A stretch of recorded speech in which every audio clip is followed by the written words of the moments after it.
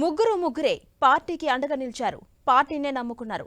అధికారంలోకి వచ్చే వరకు తెర వెనుక ఎంతో కృషి చేశారు. వారి త్యాగాన్ని మర్చిపోమని అధికారికులు ప్రకటనలు కూడా చేశారు. కానీ సమయం వచ్చేసరికి మాత్రం మళ్లీ త్యాగాలు చేయమంటున్నారు. చట్టసభలకు వెళ్లాలనే ఆ నేతల ఆశలపై నీళ్లు చల్లుతున్నారు. తెలంగాణ కాంగ్రెస్ లో కాలం కలిసిరాని నేతలు ఎవరంటే ముగ్గురు పేర్లు టక్కును చెబుతున్నారు. ఆ ముగ్గురు నేతలు ఎవరు? వారి పార్లమెంట్ ఆశలు నెరవేరే పరిస్థితి లేదా? Watch the story. Telangana Congress లో మోస్ట్ సీనియర్ లీడర్ విహెచ్. ఈయనతో పాటే పార్టీని నమ్ముకున్న మరో సీనియర్ మాజీ ఎంపీ మల్లు రవి, మరో నేత అద్దంకి దయాకర్.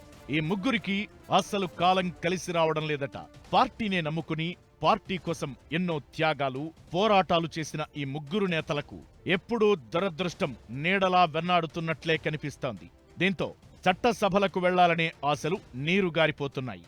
విహెచ్, మల్లు రవి ఇద్దరూ మాజీ ఎంపీలే. కానీ చాలా కాలంగా మాజీలుగా ఉన్న ఈ నేతలు ఈసారి ఖచ్చితంగా చట్టసభకు వెళ్లాలని కంకణం కట్టుకున్నారు. ఇక అద్దంకిది కూడా ఇదే పరిస్థితి. అదృష్టం తలుపు తట్టిన సమయంలో దురదృష్టం బ్యాక్ డోర్ ద్వారా ఎంట్రీ ఇచ్చేస్తుండటంతో ఆయన చేతికి అందినట్టే అందిన పదవులు చేజారిపోతున్నాయి.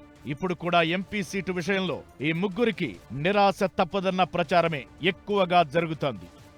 పార్టీకి వీర విధేయులైన ఈ ముగ్గురు చాలా కాలంగా లోక్సభ ఎన్నికల్లో పోటీ చేసే అవకాశం కల్పించాలని పార్టీని కోరుతున్నారు. వీరి విషయంలో పార్టీలో సానుకూల అభిప్రాయాలే ఉన్నా ఆ నేతలు కోరుతున్న స్థానాల విషయంలోనే రకరకాల సమీకరణాలు అడ్డం పడుతున్నాయనే ప్రచారం జరుగుతోంది. సీనియర్ నేత వి హనుమంతరావు ఖమ్మం లోక్సభ సీటు కావాలని చాలా కాలంగా కోరుతున్నారు. కానీ ఆ సీటు కోసం అదే జిల్లాకు చెందిన ఇద్దరు మంత్రులు తీవ్రంగా పట్టుబడుతున్నారు.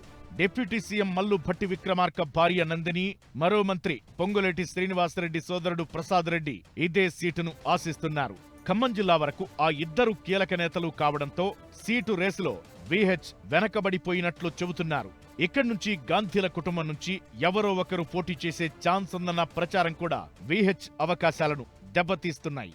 అయితే తనకు అవకాశం ఇవ్వకపోతే నిరాహార దీక్ష చేస్తానంటూ అల్టిమేటం జారీ చేస్తున్న విహెచ్ వ్యవహారం కాంగ్రెస్ లో కాక పుట్టిస్తోంది.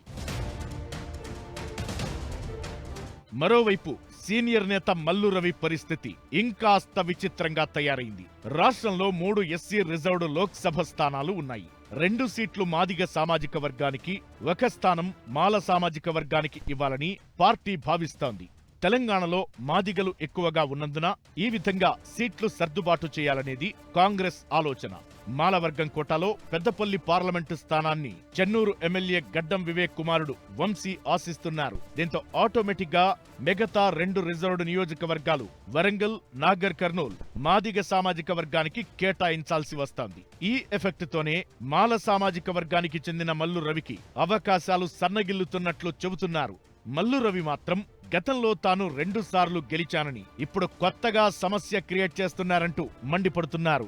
ఇదే సమయంలో తనకు ఎట్టి పరిస్థితుల్లో ఎంపీ సీటు కావాల్సిందేనన్న సంకేతాలు పంపేందుకు ఆయనకు ఇటీవల ఢిల్లీలో కేటాయించిన ప్రభుత్వ ప్రత్యేక ప్రతినిధి పోస్టుకు సైతం రాజీనామా చేసేశారు.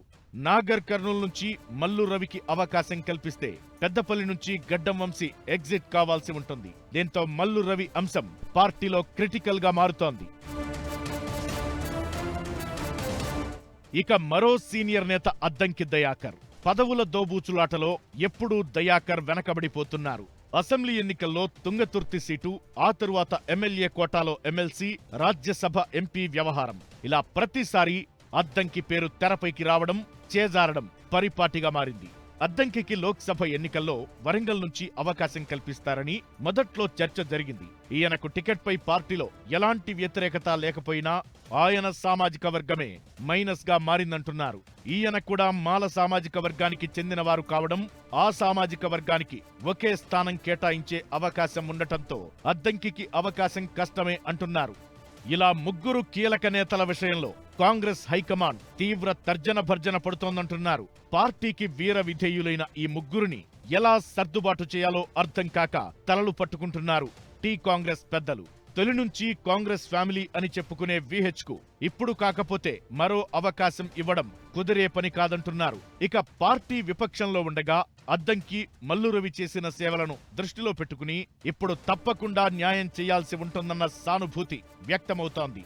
ఈ పరిస్థితుల్లో కాంగ్రెస్ హైకమాండ్ ఎలాంటి నిర్ణయం తీసుకుంటుంది అన్నదే ఆసక్తికరంగా మారింది.